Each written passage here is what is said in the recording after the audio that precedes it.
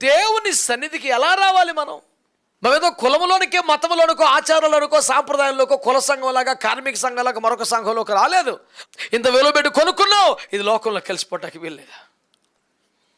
దాస్య శృంఖలాలు తెంచావు, మళ్ళీ బానిసత్వానికి వెళ్ళటానికి వీలు లేదు.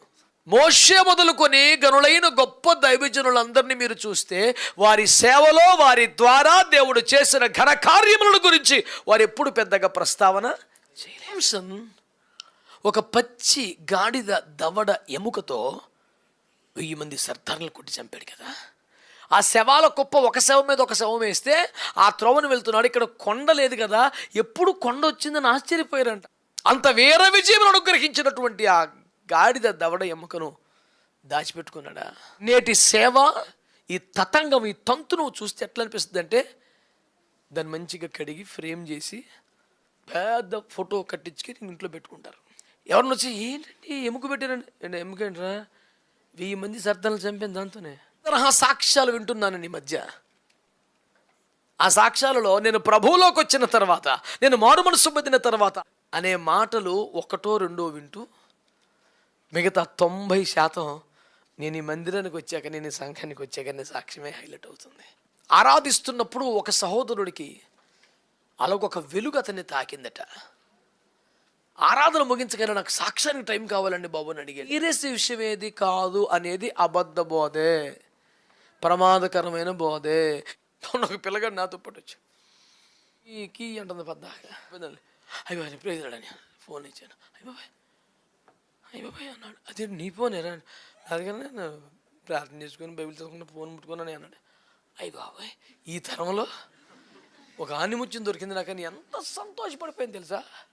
ఈ ప్రార్థన బైబిల్ 2-5 నిమిషాలు అయిపోయినాయి. అడిగి వేరే సభకి వెళ్తే వారి ఇంటి దగ్గర ఆశ్రయం ఇచ్చారు. పాస్టర్ గారు స్నానం చేసి రండి వెళ్ళిపోదాం అంటే సరే సంపూర్ణంగా సిద్ధపడతారు. చూస్తే సబ్బు లేదు. అక్కడ కొంచెం పెద్ద కరిచాను. హలో సార్, ఇక్కడ సబ్బు లేదు అని. సార్ ఎక్కడ పెట్టాను చూసుకోండి అన్నాడు. సార్ చూశాను సార్, లేదు సార్ అంటే ఇటుకి రా ఎంత ఉంది, పెద్దగా చాలా లావుగా ఉంది అదంటే. అదే సార్, ఇదేం సబ్బు సార్, ఒక కత్తి ఉంటే ఇవ్వండి 4 ముక్కలు కోసుకున్నాను. శరీరానికి అంత ప్రాధాన్యత ఇస్తున్నావు కదా. దేహముతో జరుగుతున్న తప్పులు, దేవునికి ఇష్టములని కార్యక్రమాలు, గంతేసి చిన్న ముక్క చదువుకొని రోడ్డు ఎక్కేయటం, క్యాలెండర్లో ఏలు పెట్టి తారీ దగ్గర పరిగెత్తిపోవటం, ప్రేయర్లో స్పెండ్ చేసి రండి, ఆదివారం అట్టుంటే చూడు, నువ్వు ఆ కోట పెట్టి ఉండదు. ఏదైనా దేవుడు ఒక పద్ధతిని, విధానాన్ని, క్రమాన్ని మనకు బోధించినప్పుడు, నేర్పించినప్పుడు, ఆజ్ఞాపించినప్పుడు మనం ఆ చొప్పున చేయగలిగామనుకోండి, దేవుని కృప ఖచ్చితంగా మనకు అనుగ్రహించబడుతుంది కదా. ఆయన చెప్పినట్లు చేస్తే ఆయన వాగ్దానం చేసినవన్నీ తను నెరవేర్చడానికి నమ్మదగిన దేవుడు. మనం ఆయన మాట వినకపోతే, ఆ క్రమంలోకి రాకపోతే, ఆ క్రమంలో రావలసిన దీవెనలు రావు కదా. ఇప్పుడు దేవుని సన్నిధికి ఎలా రావాలి మనం? ఇక్కడ కొన్ని విషయాలు దేవుడు సూటిగా ప్రస్తావించారు. నేను మళ్ళీ చెప్తున్నాను, ఒక ఛాలెంజ్గా చెప్తున్నాను మీకు. ఇలాగొచ్చి చూడండి దేవుని సన్నిధికి. అబద్ధమాట ఒక నరమాత్రుడు కాదు, ఖచ్చితంగా తన వాగ్దానం నెరవేర్చి మనల్ని ఆశీర్వదిస్తారు. దేవుని సన్నిధికి ఎలా రావాలి అనండి. దాన్నే మనం ఏమని అన్నామంటే, దేవుని సన్నిధికి ఇలా వచ్చి చూడండి. ఏమని రాశారు ఇక్కడ వాక్యాన్ని మరలా చదువుతున్నాను. మనస్సాక్షికి కల్మషము తోచకుండానట్లు ప్రోక్షింపబడ్డ హృదయము గలవారము, నిర్మలమైన ఉదకముతో స్నానం చేసిన శరీరము గలవారమై ఉండి, విశ్వాస విషయములో లేక విశ్వాసం యొక్క సంపూర్ణ నిశ్చయత కలిగి యథార్థమైన హృదయముతో మనము దేవుని సన్నిధానమునికి ఎలా చేరాలి అన్న క్రమాన్ని రాశాడు. కనుక ఈ 4 మాటలు కూడా మీరు సీరియస్గా తీసుకోమని కోరుతున్నాను. ఇప్పుడు సీరియస్గా చదివేసుకోమని కాదు నా ఉద్దేశం. ఇక్కడ ప్రస్తావించిన 4 మాటలలో మొదటి మాటను మీరు చూడండి. ఏమంటున్నాడు ఆ మొదటి మాటలో? ప్రోక్షింపబడ్డ హృదయం అనండి. ఏం ప్రోక్షించబడాలి? యేసు రక్తం.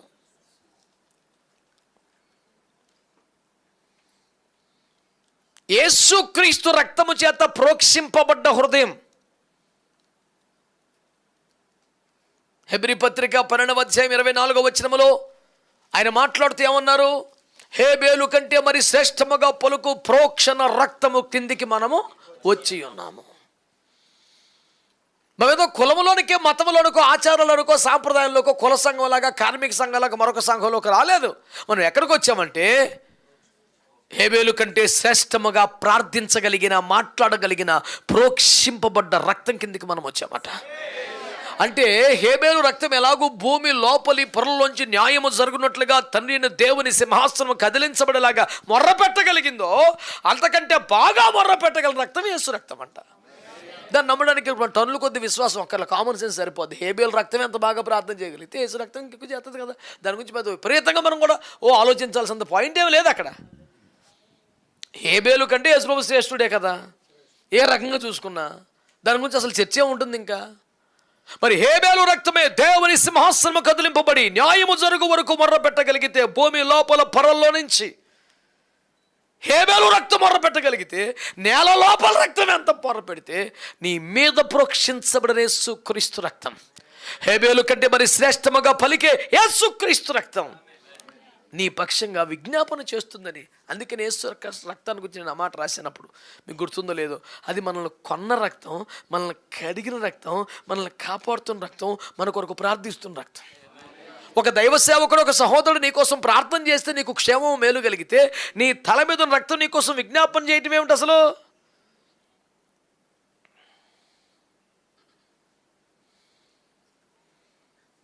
హేబేలు కంటే మరి శ్రేష్టముగా పలుకుచున్న యేసు రక్తం కిందికి మీరు వచ్చారు.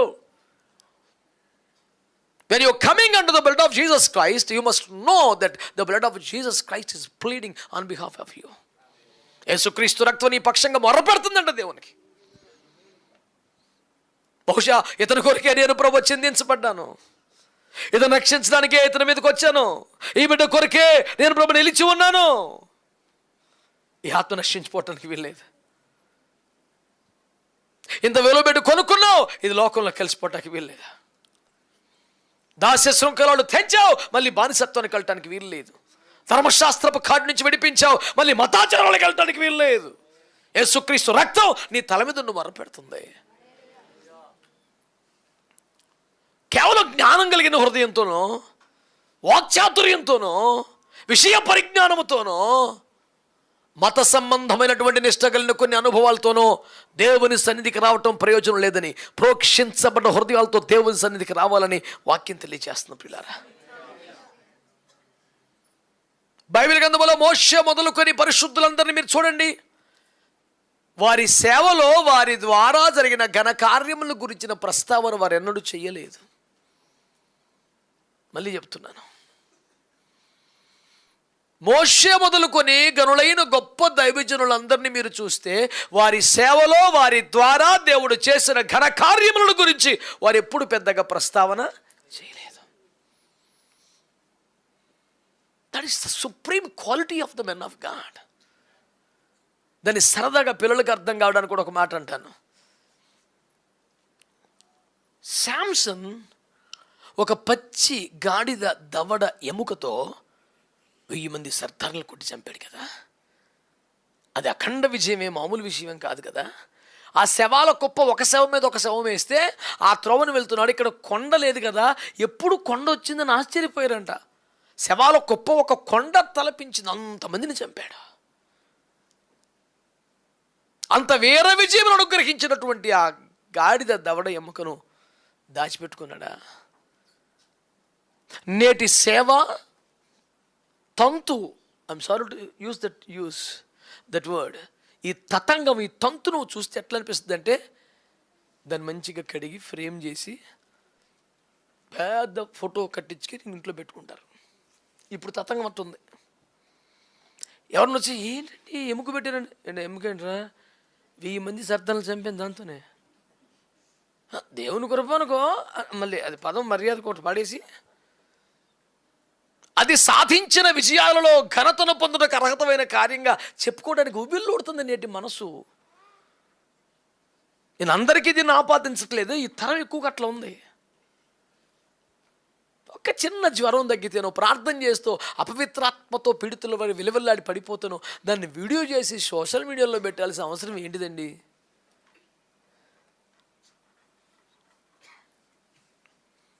కొన్ని తరహా సాక్ష్యాలు వింటున్నాను ఈ మధ్య. ఆ సాక్ష్యాలలో నేను ప్రభువులోకి వచ్చిన తర్వాత, నేను మారు మనసు పొందిన తర్వాత, నేను రక్షణ పొందిన తర్వాత అనే మాటలు ఒకటో రెండో వింటూ మిగతా 90% నేను ఈ మందిరానికి వచ్చాక, నేను ఈ సంఘానికి వచ్చాక నీ సాక్ష్యమే హైలైట్ అవుతుంది. ఒకవేళ ఈ మందిరానికి కాకుండా వేరొక మందిరానికి వెళ్ళుంటే దేవుడు కార్యములు చేయటంలో ఆసక్తి కలిగి ఉండేవాడు కాదనే మాట, అక్కడ దేవుడు లేడు ఇక్కడ ఉన్నాడనే మాట ప్రస్ఫుటంగా వినిపించాలనే ప్రయత్నం దేవుడు హర్షిస్తాడా బిడ్డలారా? దేవుని మనసేనా? గొర్రెవానిపాలెం ప్రారంభంలో ఒక చిన్న మందిరం ఉండేది. ఒక ఆదివారం అందరూ నిలిచి దేవుని ఆరాధిస్తున్నాము.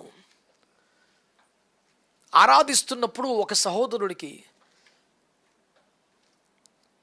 ఒక ఉగ్రవాదిగా చెలరేగిపోతున్న కాలంలో సౌలు గారి మీదకి ఎలాంటి వెలుగు వచ్చి కొట్టిందో అలాగొక వెలుగు అతన్ని తాకిందట. ఆరాధన ముగించగానే నాకు సాక్ష్యానికి టైం కావాలండి బాబు అని అడిగాడు. సరే నాయన చెప్పండి అన్నాను. ఆయన సాక్ష్యం చెబుతూ, ఈరోజు నన్ను దేవుడు దర్శించాడు, దేవుని వెలుగు నా మీదకి వచ్చింది, నా పాపాలన్నీ ఒప్పుకున్నాను, విడిచిపెట్టాను, పశ్చాత్తాపం, మంచి సాక్ష్యం. అయితే ఇందులో విచిత్రం ఏమిటంటే భూమి మీద దేవుడు ఎక్కడున్నా నాకు తెలియదు, ఈ మందిరంలో ఉన్నాడు. ఈ మందిరంలో కూడా అన్ని చోట్ల ఉన్నాడు లేదు సరిగ్గా, ఇదిగో ఈ పాయింట్ ఇక్కడ పెట్టుకున్నాడు అంటాడు. ఇప్పుడు ఏం చేయాలరా మేము? ఇప్పుడు అడే సిలువు పాతిపేట చుట్టూ తిరగాలి ఇప్పుడు మేము. ఇది ఒక అమాయకమైన, అంటే ఆ వెలుగు అతనికి అక్కడ ఆ స్పాట్లో మీద పడ్డట్టుగా అనిపించింది. ఆయన కూర్చోబెట్టి రక్షణ విధానం, వాక్యక్రమం, దేవుని ప్రత్యక్షత ఇవన్నీ చెప్పి, అలాగా ఈ సోట్లు మూలలో ఏమండి బోరేత్తాకి వేసినట్లు పాయింట్లు చూసుకోవటాలు ఏముండవు నాన్న అని వివరించి తనను ఒక మూఢనమ్మకాల తరహాలోకి వెళ్ళిపోకుండా వాక్యం మీద కట్టుకునేలాగా తనను ప్రోత్సహించడానికి ప్రయాసపడ్డాం. దాన్ని జాగ్రత్తగా హైలైట్ చేసి, అవును ఇక్కడ దేవుడు ఉన్నాడు, ఈ స్థలానికి రండి, ఎవడన్నా బాధల్లో ఉన్న రోగాలు ఉన్నాయి, ఇదిగో దేవుడి వెలుగు దిగ్గు వచ్చి నీ చోట ప్రార్థన చేయండి, నువ్వు స్వస్థపడతావు అని ఒక సిలువ మీద నుండి, సిలువ మీద యేసు చేసిన కార్యం మీద నుండి విశ్వాసాన్ని వేరొక వైపుకు మరల్చకుండా మనం జాగ్రత్త పడాలి. అలా జరగనివ్వకూడదు. దేవుని బిడ్డలారా, దేనిని బట్టి కాదు ప్రియులారా, ప్రోక్షించబడ్డ హృదయములతో దేవుని సన్నిధికి రావాలని దేవుని వాక్యం తెలియజేస్తుంది. మేము పలానా చోట ఇలా చేసాం, మేము పలానా చోట అది చేసాం, ఇది చేసాం, అది చేసాం, ఏమండి ఇలా ఇచ్చాం, అలా ఇచ్చాం, ఏమండి వాటితో కాదు, మంచి ఇన్ఫర్మేషన్తో, మంచి రిపోర్ట్తో, మంచి భాషతో, మంచి పదాలతో, మంచి పదాల పడికట్టుతో, ఎటిప్రాసలతో ఇవన్నీ వద్దు. నువ్వు దేవుని సందుకు వచ్చినప్పుడు యేసు క్రీస్తు రక్తంతో ప్రోక్షించబడ్డ హృదయంతో రావాలి. ఆ పాతవన్నీ కడగబడ్డ హృదయంతో రావాలి. అసలు ఆ మర్రకలు కూడా హృదయంతో రావాలి. క్లీన్ అయిపోయి రావాలి. దేవుని సన్నిధికి ముందే ఇంటి దగ్గర ప్రార్థనలో ఉండి, ప్రభువా మీ రక్తములో కడగండి ప్రభువా, శుద్ధీకరించండి ప్రభువా, మీ రక్తము నా తలపై ఉండాలి, నా హృదయం మీద ప్రోక్షించబడాలి. ఇదిగో హెబ్రీ పత్రిక 9:14 వాగ్దానం చేసినట్లుగా మన సాక్షిని కూడా ఎంతో నిర్మలముగా చేస్తానని వాగ్దానం చేశావు. ఇదిగో 9:14 ఎత్తిపడి ప్రార్థన చేస్తున్నాను, మీ రక్తం నన్ను మనస్సాక్షిని కూడా కలగవండి ప్రభువా. నీ ఎదుట ఏదైనా దోషముగా నువ్వు చూపిస్తే వెంటనే ఒప్పుకొని సరి చేసుకుని, అహంకారం కనపడితే విడిచిపెట్టే, లోపం కనపడితే సరి చేసుకునే ఒక శుద్ధీకరింపబడ్డ మనస్సాక్షి నాకు కావాలి ప్రభువా అనే ప్రార్థనతో ప్రభు సన్నిధికి రావాలి. మనం ఏదో గబగబా అడవుడిగా అప్పుడు దాకా వంటలు చేసుకొని అయితే నీదే రకరకాల పనులు చేసుకొని ప్రయాణంలో ఏ అపాయం లేకుండా, లేట్ అవ్వకుండా, ట్రాఫిక్ జామ్ అవ్వకుండా క్షేమంగా తీసుకెళ్ళిపోని చిన్న సండే స్కూల్ ప్రార్థనతో బయలుదేరిపోవడం కాదు కదా. ఏం చిన్నపిల్లలమా ఇంకా మనం? భక్తులు ఎదగొద్దా? ప్రార్థనలు ఎదగొద్దా? ప్రభు రాకను సిద్ధపడే పెళ్లి కుమార్తె అవగాహన రావద్దా? కనుక దేవుని సన్నిధికి ఎలా రావాలి?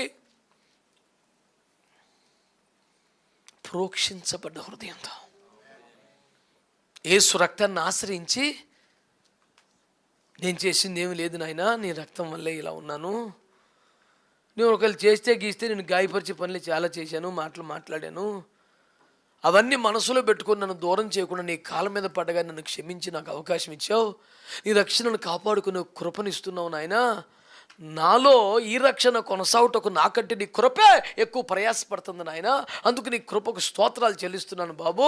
ఇదిగో నా హృదయం మీ రక్తములో కడగబడిందై, ప్రోక్షించబడిందై, శుద్ధీకరింపబడిందై, నిర్మలమైన మనస్సాక్షిగా మార్చబడిందై. అప్పుడు నీ సన్నిధికి వెళ్ళాలి బాబు అని ఆ సిద్ధపాటు, ఆ ఏడుపు కొంప దగ్గర ఉండాలి మనకి. ఆ టైం అయ్యిందా 100 పనులు పెట్టుకుని మార్కెట్లోనూ మాంసం గుట్ట దగ్గర చేపల దగ్గర తగలబడి ఆ టయానికి ఆదరా బేదరాగా బైబిలేదని అందరి మీద కలబడిపోయి దేవుని సన్నిధికి వచ్చేసి తన టైం చేరిపోయామా లేదా? టైంకు చేరిపోవటం మాత్రమే కాదు, ప్రోక్షించబడ్డ హృదయంతో రావటం. ఆ చిన్నప్పటి నుంచి మాకు ఈ వాక్యాలను తెలిసినండి, మేము చేసిన వాళ్ళమే. ఈ ఇన్ఫర్మేషన్ లోడుతో రాబోకు ఉపకారం ఉండదు. ప్రోక్షించబడ్డ హృదయములతో రావాలని దేవుని వాక్యం తెలియచేస్తాం. దేవునికి స్తోత్రం చెప్పండి. హల్లెలూయా. రెండవ మాటగా అక్కడ రాయబడ్డ రెండవ మాట ఏంటి చెప్పంటారు? నిర్మలమైన ఉదకముతో స్నానము చేయబడినా. ఓరి నాయనా,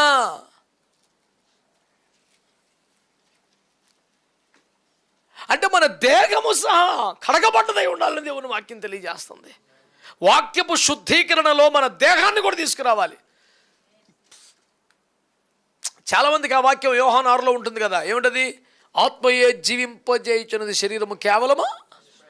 ఆ వాక్య శరీరం దాని పెద్ద లెక్కలది కాదండి. శరీరం అన్నాక ఏదో ఉంటుంది, మరి చిన్న చితక పొరపాటు లోపాలు మంచి చెడ్డ ఉంటాయి. అవన్నీ దేవుడు అవన్నీ పట్టించుకోవడానికి చాలా అద్భుతమైన దేవుడు, ప్రేమ గల దేవుడు. అంటే ఈడు దృష్టిలో అద్భుతం అంటే ఏంటంటే ఇన్ని చూసి చూడకుండా వదిలేస్తామే. ఈ పనికి మాలిన రాజీ ఫార్ములా మట్టు వదలడం. అవసరమైతే దర్జాగా ఆ మాటే ప్రార్థన చేస్తాను, నిజం ప్రభా నువ్వు చూసి చూడనట్లు వదిలేయమనే మాట ఎంత మర్యాదగా ఉంటాడంటే, నువ్వు నిదానించి చూచిన ఎవడు నిలవగలడు ప్రభు. ఈ మర్యాదన స్టేట్మెంట్ అర్థం ఏంటంటే కొంచెం నువ్వు వాళ్ళది తెలగ ప్రభు కొంచెం వదిలేసి చూడ, అన్నలా చూడకూడదు. మరి ఆయనేమో దుష్టత్వమును చూడలేనంత నిష్కలంక నేత్రములు కలిగినవాడు, దేవదూతలలో లోపములు కనుగొనుచున్నవాడు. పరిశుద్ధత యొక్క సీరియస్నెస్ మనకు అర్థం కావాలని యోబులు అంటాడు, స్త్రీకి పుట్టినవాడు యెహోవా దృష్టికి ఎట్లు శుద్ధుడు కాగలడు. తన ప్రయత్నం ఎవడు శుద్ధుడు అవ్వలేడు. అందుకనే ఆయన తన రక్తంతో కడిగితే తప్ప, ఆయన తన అగ్నితో కాలిస్తే తప్ప, ఆయన వాక్యపు స్నానం జరిగితే తప్ప సెట్ అవ్వదు. నీ అంతరంగ పురుషుని ఆత్మను కాదు శరీరమును కూడా అనే మాట మీరు గమనించాలి. పరిశుద్ధత ఆత్మకే పరిమితం, శరీరం పర్వాలేదు, దానికి మినహాయింపులు ఉన్నాయి అనే దూరంలో ఉండిపోవద్దు. పౌలు తెస్సలోనికెళ్ళి రాసిన మొదటి పత్రిక 4:3 మీరు పరిశుద్ధులకుటే దేవుని చిత్తమనగా దేవుని ఎరుగని అన్ని జనుల వలె కామాభిలాష ఎందుకాక పరిశుద్ధముతో తన ఘటమును ఎట్లు కాపాడుకొనవలనో ఎరిగి ఉండుటయే. మాట్లాడరే, బీసుకుపోయి ఉంటాం కాదు. ఉత్తర ప్రత్యుత్తరాలు దేవునికి స్తోత్రం కలుగునగా. పరిశుద్ధత ఎందు తమ ఆత్మను అనలేదు, అక్కడ ఏమన్నాడు? తమ ఘటమును. ఘటం అంటే కుండ, శరీరమును కూడా దేవుడు ఉద్దేశాన్ని చూస్తాడండి, మనసును చూస్తాడండి, తలంపును చూస్తాడు. నా హృదయంలో అలాంటి బలహీనమైనటువంటి ఆశలు కానీ కోరికలు లేవండి. కానీ ఆ క్షణంలో చిన్న పొరపాటు జరిగిపోయిందండి. అపవిత్రత మలిన మీద శరీరానికే కానీ ఆత్మకు అంటలేదండి. నా ఆత్మలో ఆ కోరికలు లేవు, నా ఆశలు లేవు, ఆ క్రియలు లేవు.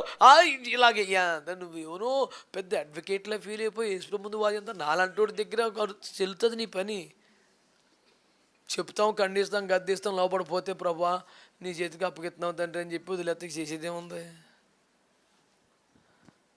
You cannot make an argument when the time of judgment, దేవుని తీర్పు సమయంలో క్రీస్తు న్యాయపీఠం ముందు ఈ వాదనలు వినిపించలేవు. అంతరంగమందుల రహస్యమైన కార్యములు బయట పెట్టినప్పుడు ప్రతివానికి తగిన జీతం, తగిన మెప్పు దేవుని వల్ల వస్తుందని వాక్యం హెచ్చరిక చేస్తుంది. కనుక శరీరమును కూడా పరిశుద్ధముగా కాపాడుకొనుట అనేది అంత సీరియస్ విషయం ఏది కాదు అనేది అబద్ధ బోధే, ప్రమాదకరమైన బోధే. శరీరమును కూడా పరిశుద్ధతలోనికి తీసుకుని రావాలి. ఆ విధమైన భక్తి సాధన చేసుకోవాలి. ఆ విధమైనటువంటి ఉపదేశంలో, క్రమములో, శుద్ధీకరణలో మనం పాలు పొందాలి. దీంట్లో రాజీ పట్టడానికి వీల్లేదని దేవుని వాక్యం హెచ్చరిక చేస్తుంది. అంతరంగం మీద, మనస్సాక్షి మీద, హృదయం మీద యేసు క్రీస్తు రక్తమును ప్రోక్షించుకొని కడగబడి వస్తున్నావు, మంచిదే. రెండవది, శరీరానికి కూడా ఆ పరిశుద్ధతను ఆపాదించాలి. అంటే దేవుని వాక్యం ద్వారా కడిగేయాలి. కడిగేయటం అనే పదాన్ని తెలుగులో ఎక్కడ వాడతారో తెలుసా? ఆ ప్రయోగం నిలదీయటం, గద్దించటం, ముఖం పట్టుకొని ప్రశ్నించి జవాబు చెప్పేలా చేయటం. దాన్ని సరిగ్గా దొరికాడన్నా మన కడిగి పారేసాను అంతే, రక్తం ఇచ్చి అది కూడా ఏదో వాహనమో వస్తువు కాదు, కడిగి పారేస్తాయి అంటే నిలదీసామని అర్థం. ముఖం పట్టుకొని ప్రశ్నించాం, జవాబు చెప్పుకునేలా చేసాం, తప్పు అయిపోయింది తలదించుకునేలా చేసాం, ఒప్పుకునేలా చేసాం, అది కడిగి పారేయటమంటే. ఇప్పుడు కడిగి పారేసే పూచి ఎవరు చేయాలంట? వాక్యం అంట. అంటే వాక్యాన్ని నిన్ను ప్రశ్నించనివ్వాలి, వాక్యాన్ని గద్దించనివ్వాలి, వాక్యాన్ని నిన్ను అడగనివ్వాలి, నిన్ను వాక్యాన్ని జవాబు చెప్పుకునేలా చేయాలి, వాక్యం దగ్గర శిరస్సు వంచాలి, కన్నీరు గార్చాలి, తప్పు ఒప్పుకోవాలి. అంతసేపు అసలు చదవాలిగా బైబిల్ నువ్వు.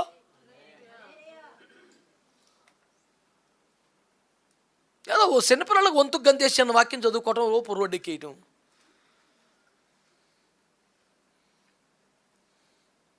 ఒక పిల్లగాడు నాతో పాటు వచ్చి పొద్దున్న లేచాడు. నేను లేచిన వాడికి అడగలు ఎక్కడ కదా, మంది కొంచెం ముందే ఉంటుంది కోవటం. అడిపోను కీ కీ అంటుంది పద్దాక. లేగో టైం అయిపోయిందండి. అయ్యో ఎప్పుడు వేసాడని ఫోన్ ఇచ్చాను. అయ్యబాయ్ అన్నాడు. అదే నీ ఫోనేరా? అందుకని నేను ప్రార్థన చేసుకుని బైబిల్ చదువుకుని ఫోన్ ముట్టుకున్నాను అన్నాడు. అయ్య బాబాయ్, ఈ తరంలో ఒక ఆనిముత్యం దొరికింది నాకు అని ఎంత సంతోషపడిపోయింది తెలుసా. ఈ ప్రార్థన బైబిల్ 2-5 నిమిషాలు అయిపోయినాయి అడిగి. అదేంట్రా అంటే గంటల గంటలు చిన్న ప్రార్థన చేసుకుంటాననే, చిన్న వాక్యం చదువుకుంటాను. 5 నిమిషాల్లో ప్రార్థన వాక్యం అయిపోయింది, ఇంక ఫోన్ అట్టేసుకున్నాడు. అదేంటంటే చేశానని అయ్యే వంతుకు గంతు ఇటువంటి అదే. రే, ఒక చెంచాతోనో ఒక పేలరతోనో సుక్కలు వేసుకోవటం కాదు, కడిగి పడేయాలి వాక్యం. దేవునికి స్తోత్రం కలుగునగా. గుడికి వచ్చాక ఎలాగ ఆ పని నేను చేస్తాను కదా, ముందు ఇంటికాడ చెప్పాడు కదా కూటం ఇది. నేను ఎలాగో నా పని మీద నేను ఉంటాను అనుకో. దేవుని సన్నిధికి ఎట్లు చేరుదము? ప్రోక్షించబడ్డ హృదయముతోను, దేవుని వాక్యము నిర్మలమైన ఉదకముతో కడగబడ్డ శరీరాలతో రండి అన్నాడు. ఓ మంచి బట్టలు వేసుకొని వచ్చేస్తాం కదా, దేవుని స్తోత్రం. మొన్న మధ్య గుంటూరు చెప్పాను కదా మీకు వచ్చారు సాక్ష్యంలో. ఒక సహోదరులు ఇంటికి వెళ్తే, వేరే సభకి వెళ్తే వారి ఇంటి దగ్గర ఆశ్రయం ఇచ్చారు. పాస్టర్ గారు స్నానం చేసి రండి వెళ్ళిపోదామంటే సరే అని రూమ్స్ ఇచ్చారు అని చూపించారు. సరే వెళ్తే సంపూర్ణంగా సిద్ధపడతారు, చూస్తే సబ్బు లేదు. ఇప్పుడు ఇటు స్నానం మానేసే పని కాదు, చేసే పని కాదు. ఇప్పుడు ఎలా ఉంది నా పరిస్థితి? కొంచెం పెద్ద కరిచాను. హలో సార్, ఇక్కడ సబ్బు లేదు అని. సార్ అక్కడ పెట్టని చూసుకోండి అన్నాడు. సార్ చూశాను సార్, లేదు సార్ అంటే అక్కడ పింక్ కలర్లో ఉంది చూడండి. పెద్ద ఏంటిది, ఇటుకి రా ఎంత ఉంది, ఇది సబ్బా అని. సార్ ఇక్కడ పెద్దగా చాలా లావుగా ఉన్నదంటే, అదే సార్. ఇదేం సబ్బు సార్? ఒక కత్తి ఉంటే ఇవ్వండి, 4 ముక్కలు కోసుకున్నాను. ఇంత లావు అని అడిగితే, ఊరుకోండి సార్, చాలా 2500 రూపీస్ అంట. దుబాయ్ నుంచి ఎవరో ఫ్రెండ్ వస్తుంటే రప్పించాడంట. ఎవరన్నా దైవజనులు వస్తే ఇవ్వాలి. 2500 పెట్టి నేను అన్నాను, అంత మురికి లేదు సార్ నాకు. నా మీద ఇంత ఖరీదైంది ప్రయోగం చేయవలసిన పని. మామూలుగా 2 పూటలు వేసవకాలతో 3 పూటలు స్నానం చేసే రకం నేను. ఇటుకి పేర్ల పెట్టాడు నాకు ఆడ. దైవ సేవకుల మీద ఉన్న గౌరవం కొద్దీ వాళ్ళు ఏదో తాపత్రయపడుతుంటారు. నేను ఏదో దాన్ని తప్పుపట్టడానికి మాట్లాడిన మాట కాదు. శరీరానికి అంత ప్రాధాన్యత ఇస్తున్నావు కదా. దేహముతో జరుగుతున్న తప్పులు, దేవునికి ఇష్టమైన కార్యక్రమాలు, ఆయా సన్నివేశాల్లో పాలు పొందే బలహీన స్థితులు, శరీరము పరిశుద్ధతను కోల్పోతున్న ఘడియలో, నీ మనసులో ఉద్దేశంలో పాపాన్ని కోరుకునే ప్రేమించే బానిస అయిపోయినా, అంత స్థితి లేకపోయినా శరీరములో ఆ శుద్ధీకరణ లేనప్పుడు దేవుని బిడ్డలారా, నువ్వు దేవుని వాక్యాన్ని విస్తారంగా చదివి ధ్యానం చేస్తూ ఉంటే ఈ వాక్యం ఆటోమేటిక్గా నిన్ను కడిగేస్తుంది. ఆ శక్తి వాక్యానికి ఉంది. అంటే దేవుని సన్నిధికి వచ్చే వాళ్ళు బాగా వాక్యం చదువుకొని రావాలని ఒక మొక్కలో చెప్పడం. ఇప్పుడు యవనస్తులు దేని చేత నడతను శుద్ధి చేసుకుందరు అని ఇక్కడ ఏం చెప్పాడు? నీ వాక్యమును బట్టి తమ ప్రవర్తనను జాగ్రత్తగా చూసుకున్నట్టు చేతనే కదా అన్నాడు. 119 కీర్తనలు కదా మాట అని చెప్పాడు. అంటే నీ వాక్యాన్ని బట్టి ప్రవర్తనను జాగ్రత్తగా చూసుకుంటే ఏమవుద్దంట? శుద్ధి అవుతుందంట. తమ నడతను దేని చేత శుద్ధి చేసుకుందరు? నీ వాక్యమును బట్టి దాన్ని జాగ్రత్తగా చూసుకున్నట్టు చేతనే కదా. అంటే ప్రవర్తనని, నడవడికని వాక్యంతో పోల్చి, ఓహో ఇలా ఉందా, నేను ఇలా చేశానా, ఇలా చెప్పాడా, అమ్మో చేయలేకపోయానా అని జాగ్రత్తగా బేరీజు వేసుకుంటుంటే నీకు తెలియకుండానే ఆ వాక్యం ఏం చేస్తుంది నేను? అది వాక్యానికి కొన్న సత్తా. అంత టైం స్పెండ్ చేయాలి. చెప్పేది అంత అదే, అంతకని ఏం లేదు ఇందులో. వంతు గంతేసి చిన్న మొక్క చదువుకొని రోడ్డు ఎక్కేయటం, క్యాలెండర్లో ఏలు పెట్టి తారీ దగ్గర పరిగెత్తిపోవటం, నీవు చేయనంతో సఫలమగలను వాక్యం దొరికింది కాబట్టి ఎవడిని ఎత్తి మీద చేతి పెట్టి దుర్మార్గమైన అక్రమం చేయటం.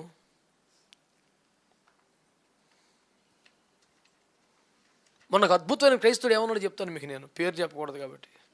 చాలా అద్భుతమైన క్రైస్తవుడు. తన పని సులభంగా జరగటానికి లంచం ఇచ్చాడంటే ఒక అధికారికి. సగర్వంగా మొక్క నాకు చెప్పాడు. మళ్ళీ అయ్యో బ్రదర్, మనం అలా చేయకూడదు కదా, లంచం తీసుకోవటం ఎంత తప్పు, లంచం ఇవ్వడం కూడా చట్టం కూడా చెప్తుంది కదా. చట్టము పర్వాలేదు అన్నవి కూడా బైబిల్ చాలా ఖండితులు చెప్తుంది. చట్టమే తప్పు అని చెప్తుండు, నువ్వు ఎట్ట క్రైస్తుడు అబ్బాయి అని నేను చాలా ఖండితంగా మాట్లాడితే ఆయన ఏమన్నాడు తెలుసా? అదేంటన్నా, కైసరికి దేవుడికి మన వాక్యం ఉందిగా.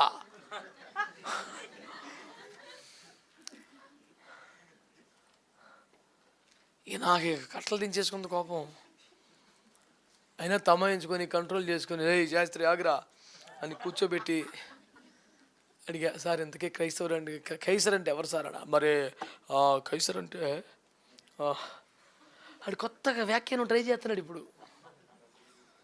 పాపిష్టి మాటలు మాట్లాడకు. కైసర్ అంటే వీడికి ఏంటంటే లంచగొండి వ్యవహారం, అవినీతి, ఈ యొక్క చెదలు, ఈ పురుగులు, ఈ చీడ, ఈ పేడ, ఈ పాపిష్టి బ్యాచ్ మొత్తానికి కైసర్ అని పేరు పెట్టాడు వీడు.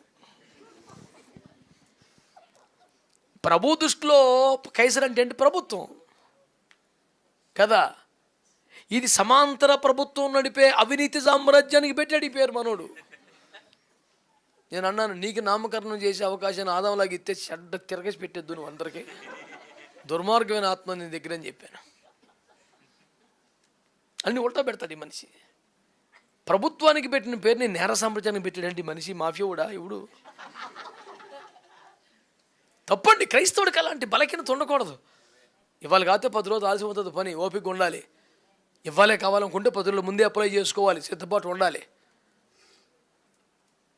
అంటే ఇక కంగారులో మరి కుదరలేదండి, మరి పని అవ్వాలి, ఏం చేస్తామండి దేవుని కృపలో. మళ్ళీ దానికి దేవుని కృపడు తగిలిస్తావు పాపిష్టి పనులు.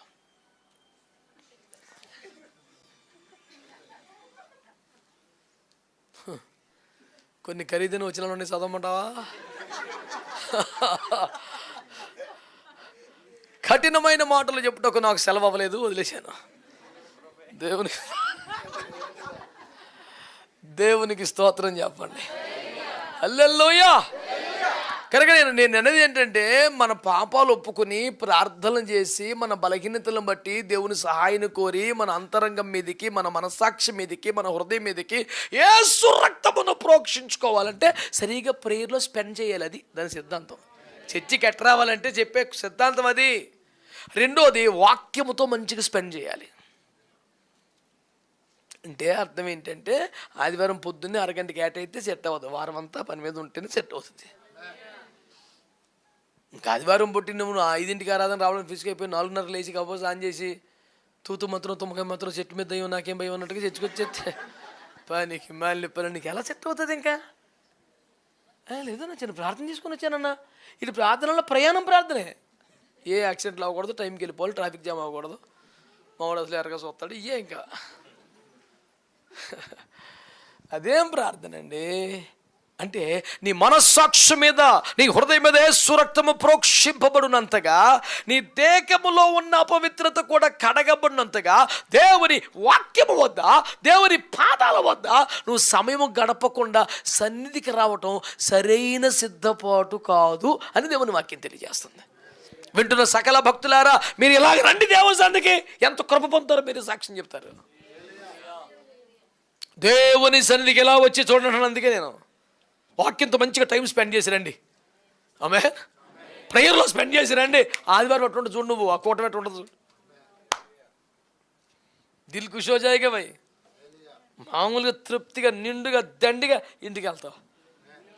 పచ్చి బంగారం ముద్ద దొరికినట్టుగా ఉంటుంది నీ ఫేస్ చూస్తే. నీ ఇంటర్ మమ్మీ చూసారుకున్నావు అంటే దేవుని సన్నిధి with uttermost satisfaction in your life. ఎంత ఆనందంగా వెళ్తా. ₹1 ఇచ్చినప్పుడు రాదు నాన్న. It is my humble request and sincere encouragement to everybody to spend time at the feet of God with Bible. దేవుని పాదాల వద్ద ప్రార్థనలోను, దేవుని వాక్యము ఎదుట శుద్ధీకరణ మనసును కూర్చోండి. ఆ తర్వాత రండి సన్నిధికి. చాలా మంచి క్రమం అది. ఎట్లా రావాలంటే దేవుని సన్నిధికి ప్రోక్షించబడ్డ హృదయం, కడగబడ్డ వాక్యముతో కడగబడ్డ శరీరం.